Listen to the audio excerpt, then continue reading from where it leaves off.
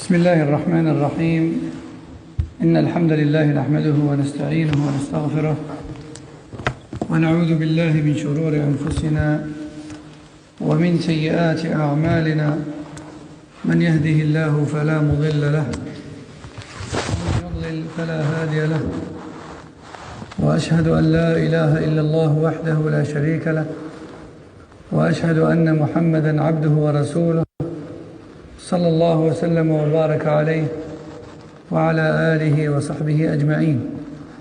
أما بعد، نواصل في هذه الليلة المباركة إن شاء الله قراءة شرح كتاب التوحيد للشيخ أحمد بن يحيى النجمي رحمه الله تعالى. وقبل أن نبدأ كالعادة نطرح بعض الأسئلة. من منكم يستطيع أن يعرف لي التوحيد؟ Qui parmi vous peut me rappeler la définition exacte de Tawhid, l'unicité d'Allah?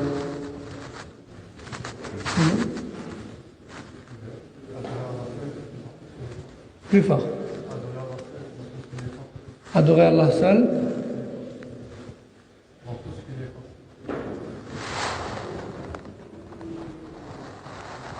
Pas vraiment ça.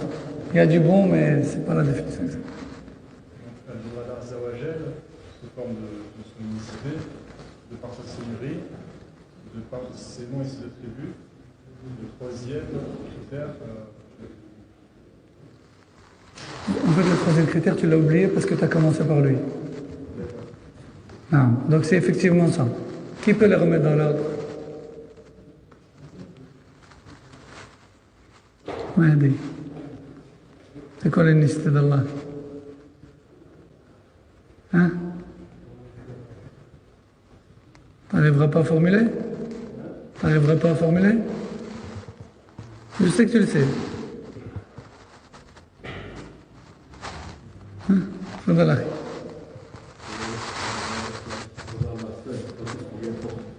C'est pas vraiment adorer Allah seul dans tout ce qui lui est propre. Parce qu'en fait, adorer Allah seul, ça fait partie de ce qui lui est propre. Donc il faut dire unifier Allah dans tout ce qui lui est propre. C'est quoi ce qui lui est propre?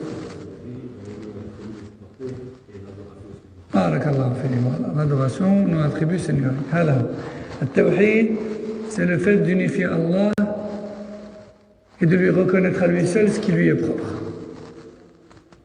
C'est quoi qui lui est propre? La seigneurie, c'est-à-dire que lui seul a créé, détient cet univers et le gère. Tabaraka wa ta'ala. C'est ça la seigneurie.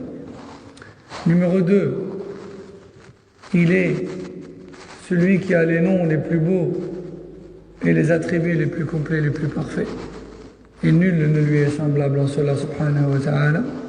Ça, c'est la deuxième chose. Et de ce fait, vu qu'il est le seul Seigneur et le seul à avoir les noms les plus beaux et les attributs les plus parfaits, il est le seul à mériter l'adoration. C'est ça le tawhid. D'accord? Quand on est rentré en période de confinement, presque tout le monde pouvait répondre à cette question. Hein? Après un mois de confinement, subhanallah, je vois qu'il y en a, ils ont oublié. Je ne sais pas qu'ils ont oublié l'information, mais je crois qu'ils ont oublié comment formuler, wallahu a'lam. Khayr, inshallah. Al-shirk, même al-shirk. C'est quoi le polythéisme? C'est quoi l'association? Pour être plus précis. C'est quoi l'association à Allah? La définition précise, hein? Fadal. Barakallah, parfait. Mettre même pied d'égalité à Allah et autre qu'Allah dans ce qui lui est propre. D'accord? C'est ça, shirk. Comme le tawhid, c'est le fait de lui reconnaître ce qui lui est propre, tout ce qui lui est propre. Et shirk, c'est le fait de lui donner un associé dans tout ce qui lui est propre. D'accord?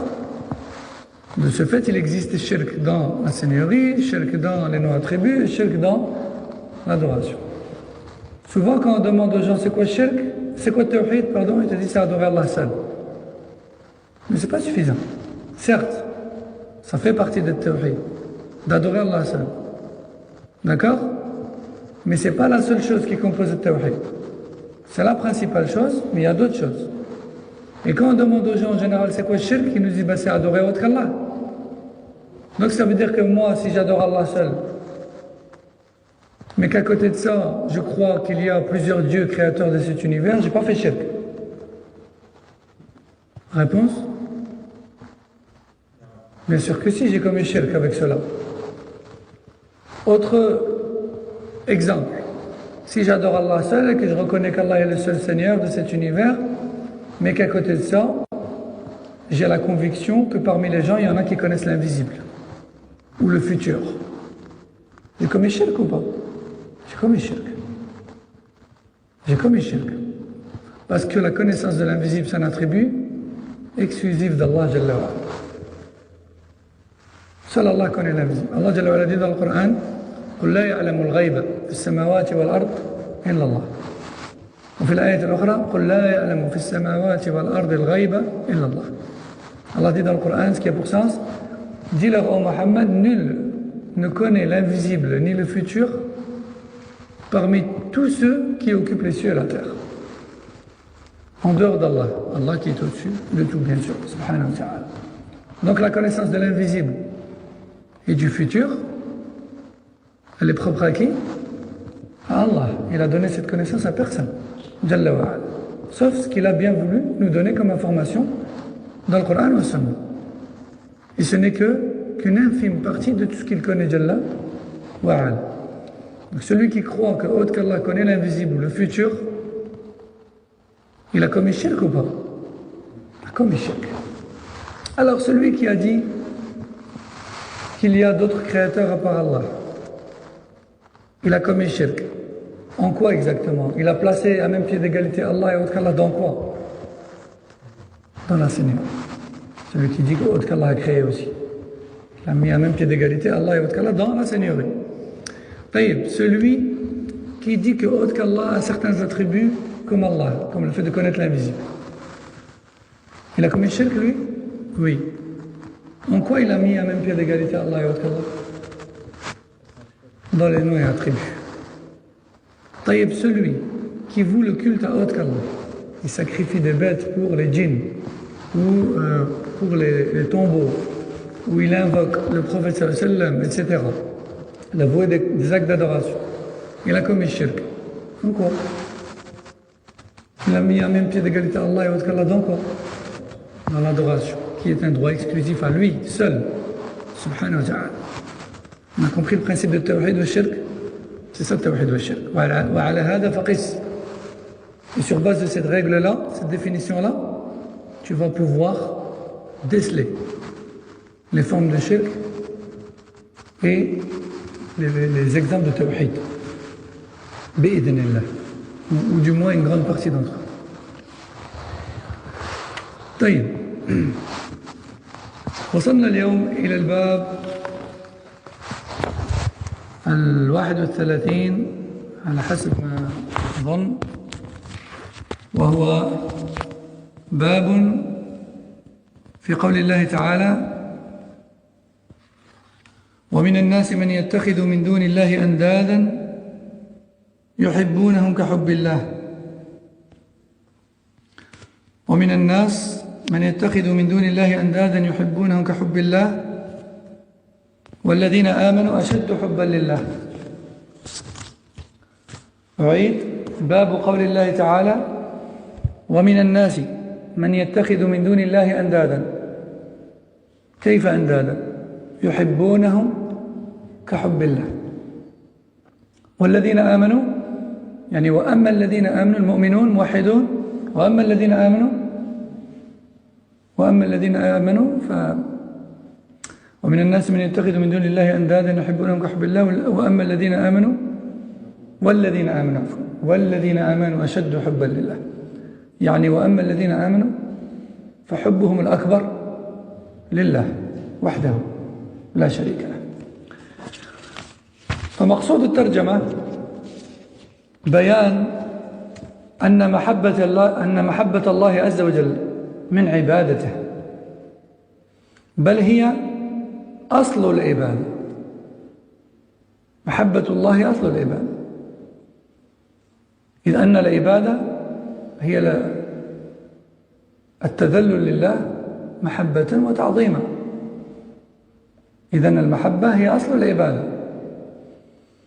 فمن أحب غير الله تألها، يعني عبادة، هذا هو معنى تألها، يعني عبادة.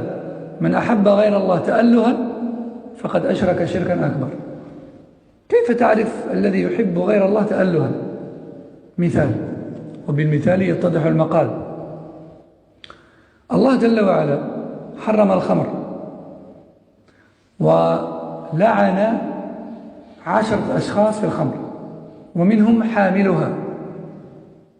طيب، إنسان مسلم لا يشرب الخمر ولا يحملها ولا شيء، لكن أمه التي يحبها حبا جما قالت له خذ هذه الدراهم واتني بخمر من الدكان،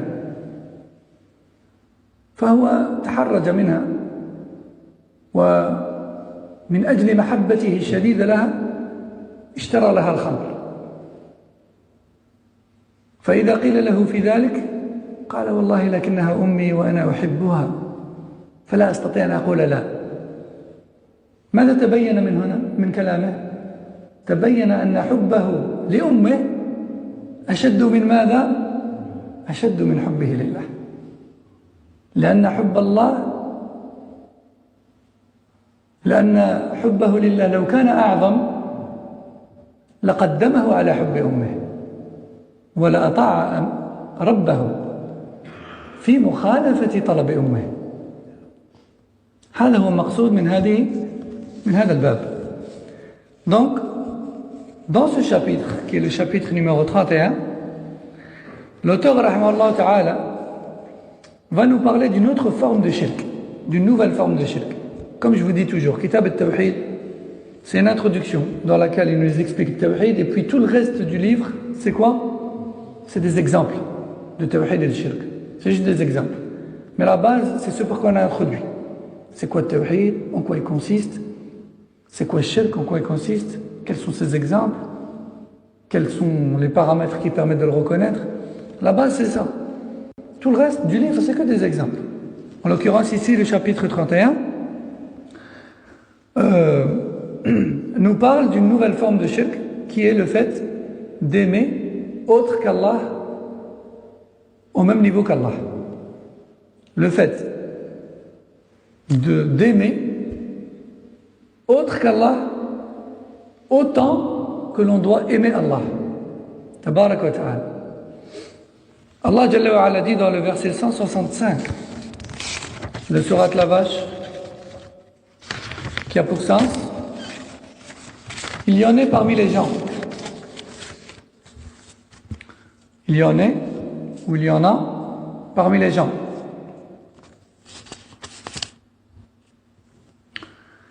Qui ont opté pour des divinités qu'ils aiment autant qu'Allah. Quant aux croyants, eh bien eux, leur plus grand amour n'est que pour Allah. Je reformule. Il y en a parmi les gens qui éprouvent pour autre qu'Allah un amour aussi grand que celui qu'ils doivent avoir pour Allah seul. Et ils aiment en dehors d'Allah des choses ou des personnes qu'ils aiment autant qu'Allah Jalla wa Ala. Et ça déjà c'est grave. Que dire de les aimer plus qu'Allah. Tabarak wa ta'ala. Et en fait dans ce chapitre, l'auteur va nous démontrer que l'amour d'Allah subhanahu wa ta'ala fait partie de l'adoration, fait partie de ce pourquoi on existe. وَمَا خَلَقْتُ الْجِنَّ وَالْإِنسَ إِلَّا لِيَعْبُدُونَ. Je n'ai créé les djinns et les humains que pour qu'ils m'adorent. Et l'amour d'Allah fait partie de son adoration subhanahu wa ta'ala. Plutôt même l'amour d'Allah, c'est la base même de l'adoration. Parce que si tu n'aimais pas Allah, tu ne l'adorerais pas. C'est quoi la définition de l'adoration? C'est la soumission à Allah par amour et vénération. L'une des définitions de l'adoration, c'est la soumission à Allah par amour et vénération. Donc l'amour, c'est la base de l'adoration. Sans amour, il n'y a pas d'adoration. Donc Cheikh Al-Usaymi nous dit, hafidahullah, l'amour d'Allah fait partie de son adoration, elle est même la fondation de l'adoration. Et celui qui aime en dehors d'Allah, autre que lui, par culte, et celui qui éprouve pour autre qu'Allah un amour qui arrive au niveau de celui du culte, un amour de culte, a commis un acte de polythéisme majeur. Celui qui aime autre qu'Allah à un niveau de culte aura commis le shirk majeur. Vous allez me dire, ouais, mais à quoi ça ressemble ça? Comment est-ce qu'on peut savoir si notre amour pour l'une ou l'autre personne a dépassé la limite autorisée ou non? Ne vous inquiétez pas, c'est facile. Et c'est par les exemples que les choses s'éclaircissent. Je donne un exemple. Allah Jalla wa Ala a interdit la boisson alcoolisée à cause du fait qu'elle fait partir la raison et qu'elle pousse la personne à faire tout et n'importe quoi. Donc Allah a interdit l'alcool. Et nous, en tant que croyants et musulmans, par amour envers Allah et obéissance, on ne touche pas à l'alcool. Et Allah Jalla wa Ala a interdit toute chose en rapport à l'alcool. Et il a même maudit 10 personnes en rapport à l'alcool. Il a maudit celui qui la boit, celui qui la vend, celui qui l'achète, celui qui la transporte, etc., etc., etc. Celui qui la sert, celui qui s'assoit à une table où elle se trouve, etc., etc. Et Allah Jalla wa Ala ne maudit une personne pour un acte. Le fait qu'Allah Jalla wa Ala maudisse une personne pour un acte prouve que cet acte est interdit, haram. Allah ne maudit pas une personne pour un acte s'il est halal.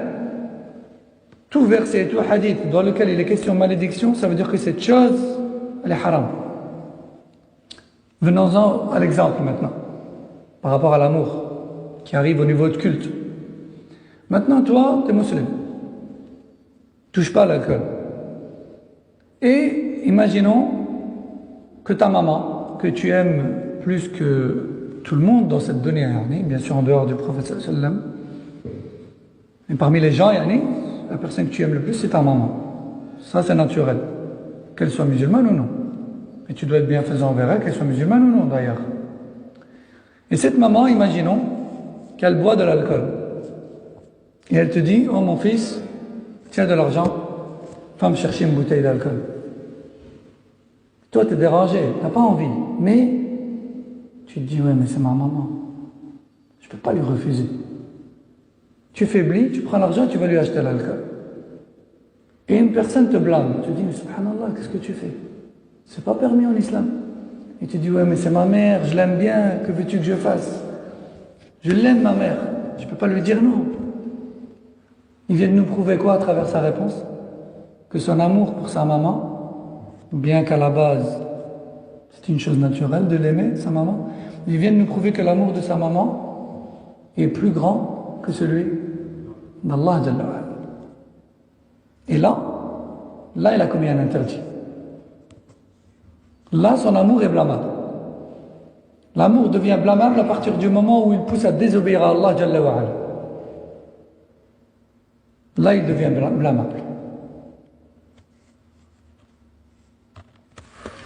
Donc, on a dit que dans ce chapitre, l'auteur rahmahullah cherche à nous démontrer que l'amour d'Allah fait partie de l'adoration, c'est plutôt même la base de l'adoration, et que celui qui aime autre qu'Allah au point de faire parvenir son amour à un niveau qui devient cultuel, alors il aura commis un acte de polythéisme. نعم. قال ثم أتى الشيخ رحمه الله في هذا الباب بستة أدلة. الدليل الأول قوله تعالى ومن الناس من يتخذ من دون الله أندادا يحبونهم كحب الله. الدليل الثاني قل إن كان آباؤكم وأبناؤكم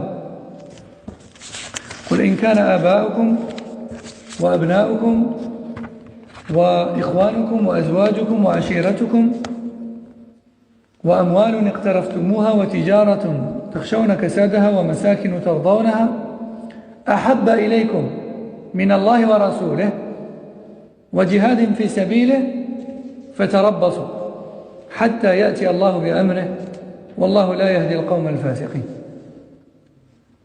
وأيضا حديث أنس رضي الله عنه أن الرسول صلى الله عليه وسلم قال: لا يؤمن أحدكم حتى أكون أحب إليه من ولده ووالده والناس أجمعين. أخرجه البخاري ومسلم. قد يقول قائل: هنا الحديث يتحدث عن نفسه صلى الله عليه وسلم، لا يتحدث عن الله. الجواب أن محبة الرسول صلى الله عليه وسلم من محبة الله، ولولا الله لما أحببنا الرسل، لأنه هو الذي أرسلهم وهو الذي شرفهم وهو الذي جعلهم ما هم فيه، هو الذي جعلهم فيما هم فيه من الشرف والنبوة مما يوجب محبتهم.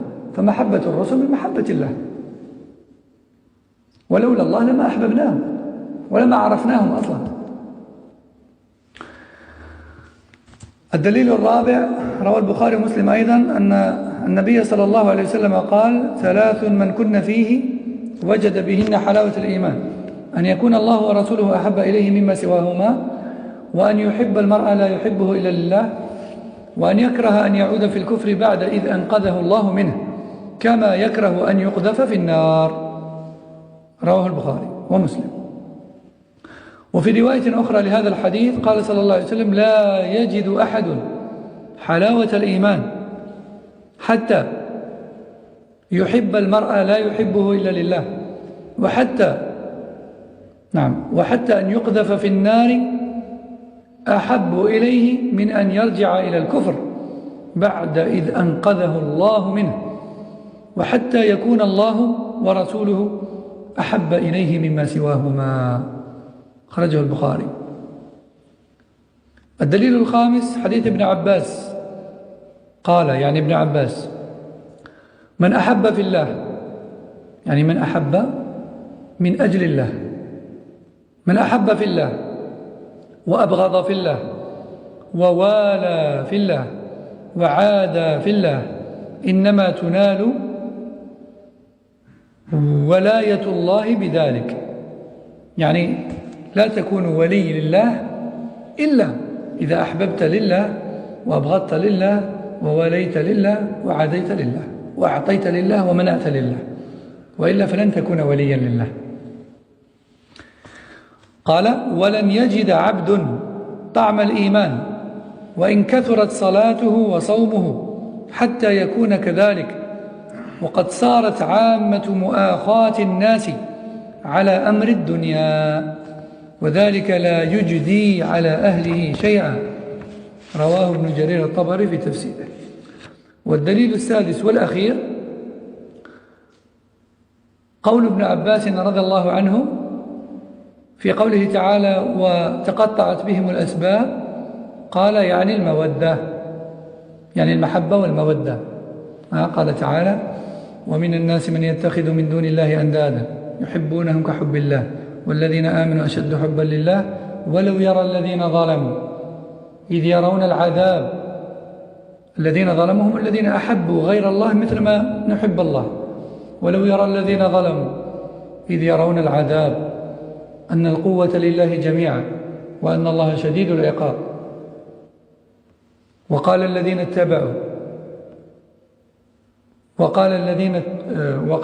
اتبعوا لو أن لنا كرة فنتبرأ منهم.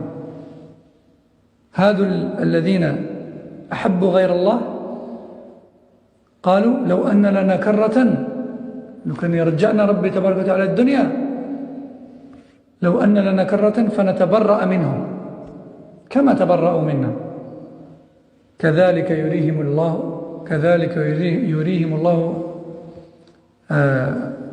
يريهم الله أعمالهم حسرات عليهم، يعني ندم شديد، حسرات عليهم. كذلك يريهم الله أعمالهم حسرات عليهم. إذن نعم في الآية إذن قلنا حتى إذا رأوا العذاب وتقطعت بهم الأسباب، يعني لما يروا العذاب خلاص راحت المحبة، ما بقاش هذيك المحبة.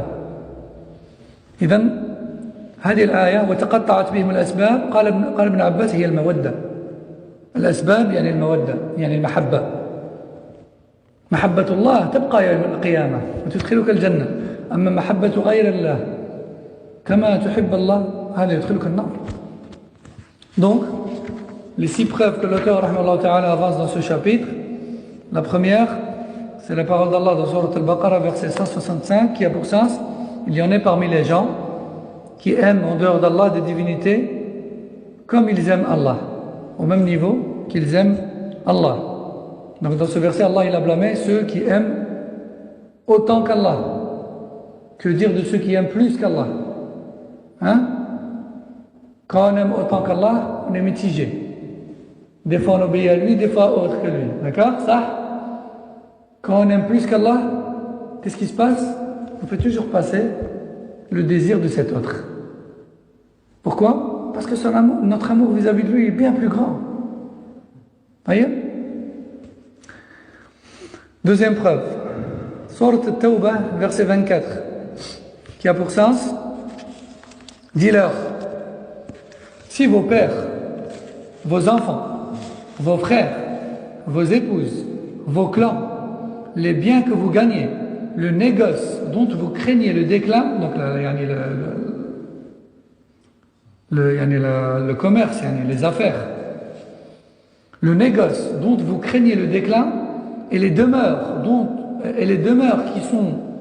qui vous sont agréables, si tout ça vous est plus cher qu'Allah et son messager et la lutte dans le sentier d'Allah, alors attendez qu'Allah fasse venir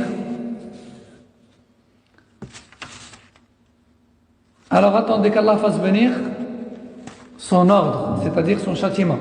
Et Allah ne guide pas tout désobéissant. Et Allah ne guide pas les désobéissants. Fasiqin, les grands désobéissants. Donc, dans ce verset, Allah Jalla wa Ala blâme celui qui aime ses proches, ainsi que les biens de la dunya, plus qu'Allah. Tabaraka wa ta'ala. Ce qui l'empêche donc dans sa vie de tous les jours à obéir à Allah en favorisant et en donnant la priorité à l'agrément de ces personnes-là qui nous entourent dans le péché. C'est ça que ça veut dire. Ou sinon il n'y a aucun mal à rendre service à nos proches, à aimer nos proches, à se faire aimer à nos proches. C'est naturel et c'est même une adoration si on met la bonne intention du maintien de liens de famille.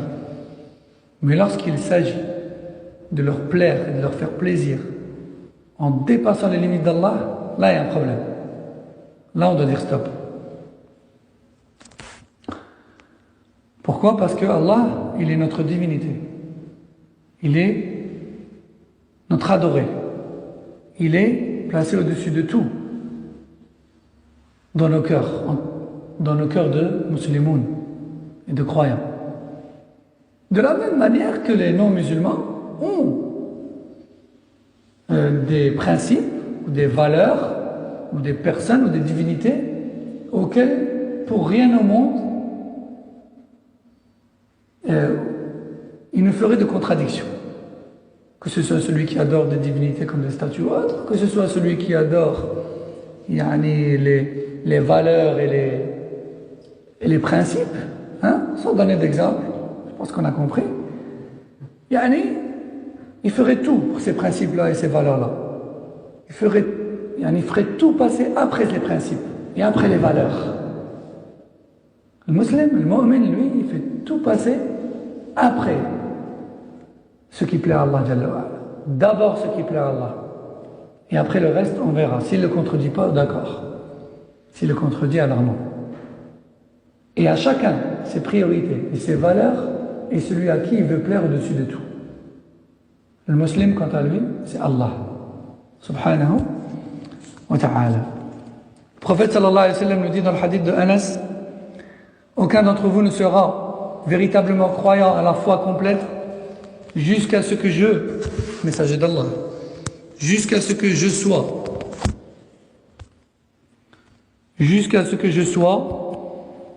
le plus aimé à lui, plus encore que sa propre personne, ses enfants, ses parents et tout le reste des gens. Rapporté par le Bukhari et Muslim.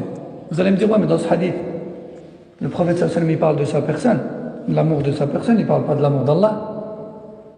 La réponse est simple, c'est que l'amour du prophète sallallahu alayhi wa sallam fait partie de l'amour d'Allah. Pourquoi on aime le prophète sallallahu alayhi wa sallam? Parce qu'il a été envoyé par Allah. Pourquoi on aime les prophètes et les messagers? Parce qu'ils ont été envoyés par Allah. C'est lui qui leur a donné l'honneur qu'ils ont, et la valeur qu'ils ont, et la noblesse qu'ils ont. Si ce n'était pas Allah, on ne les aimerait pas, on ne les connaîtrait pas. D'accord? On aime les prophètes et les messagers pour la cause d'Allah, subhanahu wa ta'ala. Donc l'amour des prophètes et des messagers fait partie de l'amour d'Allah. C'est pour ça que dans le verset, il a dit, si toutes ces choses de la dunya sont plus aimées à vous qu'Allah, son messager, qu'Allah est son messager. Hein? Est-ce que là, Allah Jalla wa Ala, il a voulu dire qu'il est au même pied, au même niveau que son messager? Non, pas du tout.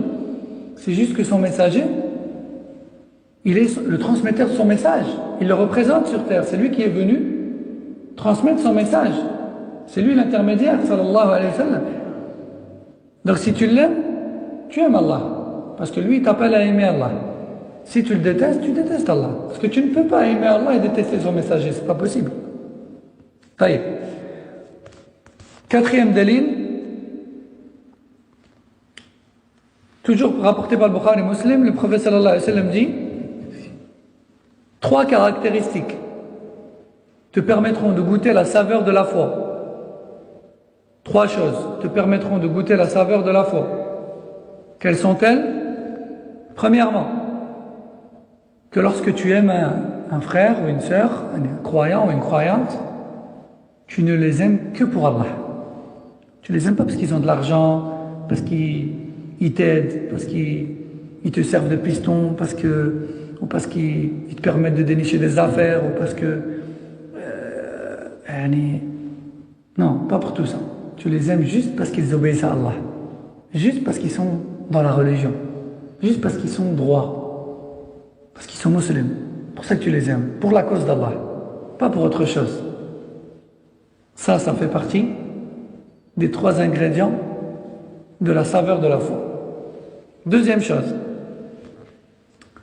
c'est que, il y avait la première, j'ai oublié de traduire, qu'Allah et son messager soient plus aimés à toi que quiconque. Qu'Allah et son messager soient plus aimés à toi que quiconque. Pourquoi Allah est son messager? Pourquoi est son messager? Pourquoi il n'a pas juste dit Allah? Parce que l'amour du messager fait partie de l'amour d'Allah. Comme on a expliqué. Donc qu'Allah et son messager soient plus aimés à toi que quiconque. Que lorsque tu aimes une personne, tu ne l'aimes que pour la cause d'Allah. Et enfin, que tu détestes revenir dans la mécréance après qu'Allah t'en ait sauvé. Après qu'Allah t'en ait sauvé. De la même manière que tu détesterais être rejeté dans les flammes du feu après en avoir été extrait. Imagine-toi un instant, être jeté dans les flammes du feu, dans les flammes, imagine-toi, juste 1 seconde ou 2, et qu'on te ressort, et qu'on te dit, est-ce que tu veux y retomber? La réponse, bien sûr que non. Personne ne dirait oui. Je pense que même celui qui n'a pas la raison, par réflexe, il dira non.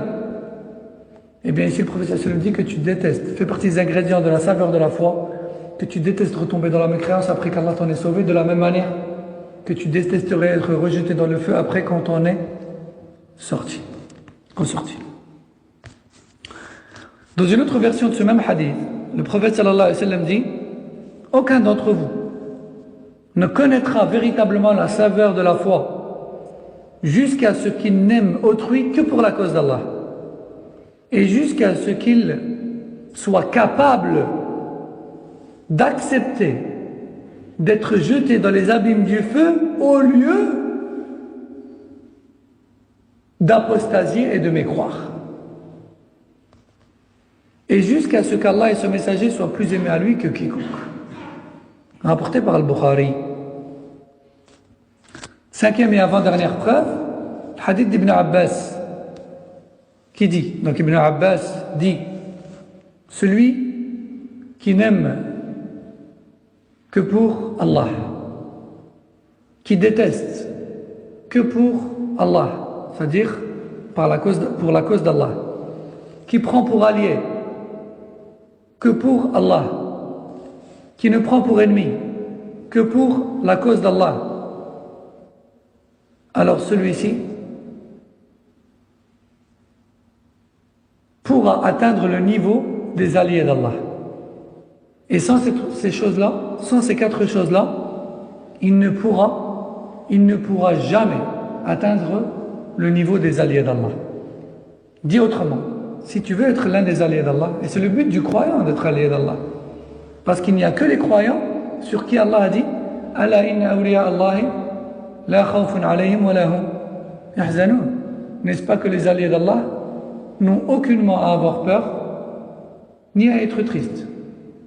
En gros, si tu œuvres comme il se doit, afin d'atteindre le niveau des alliés d'Allah, tout est gagné pour toi. Tu n'as pas à avoir peur, tu n'as pas à être triste, ni dans la dunya, ni dans l'akhirah. Tu as tout gagné.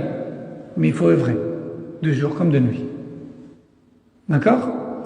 Mais, Ibn Abbas laisse entendre qu'il y a trois choses qui doivent absolument être en toi si tu veux atteindre le niveau des alliés d'Allah. Ou sinon, tout ce que tu peux faire ne te permettra pas de compléter ce manque pour atteindre ce niveau d'alliés d'Allah.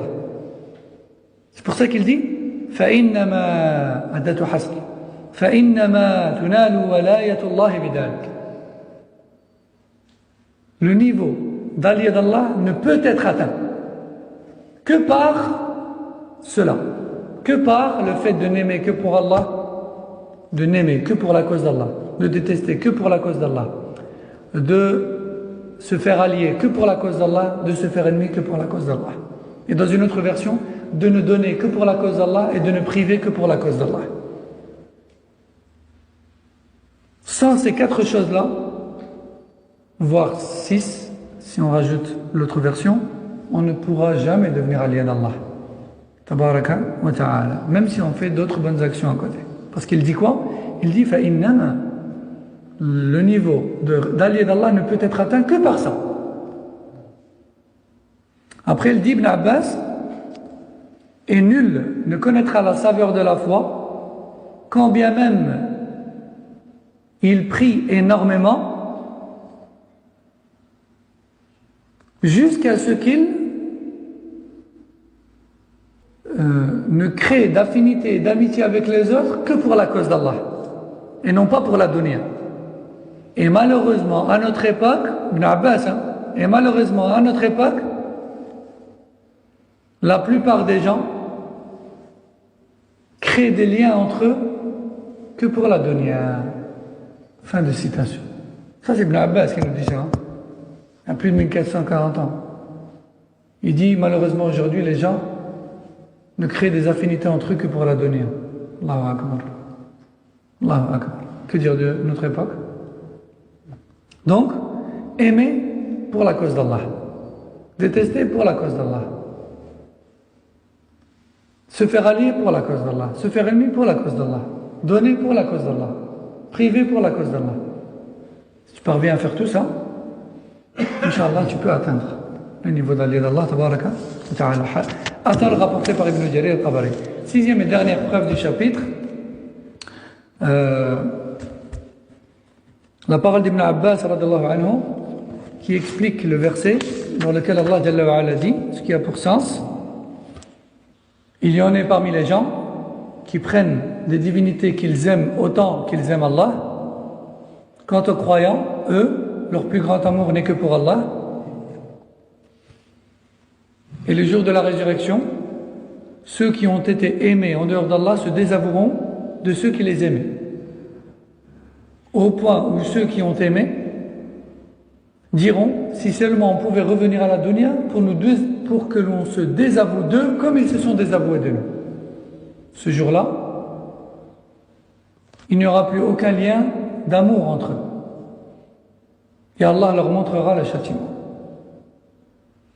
Donc, en arabe, il dit وَتَقَطَّعَتْ بِهِمُ الْأَسْبَابُ. Il n'y aura plus entre eux aucun lien d'amour. Et Ibn Abbas, il dit que le lien d'amour visé ici, c'est le mawadda. Le mawadda, هي أنك تتحرى ما يحبه غيرك فتقوم به حتى يحبك.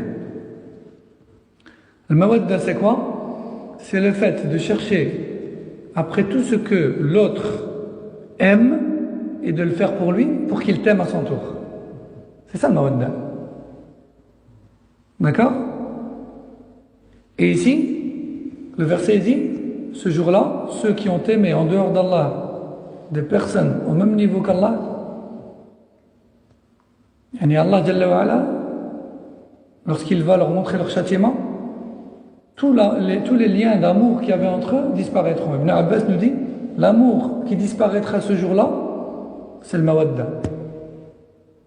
C'est cet amour qui poussait les gens à faire plaisir à autrui et à plaire à autrui au détriment de leur foi et de leur religion.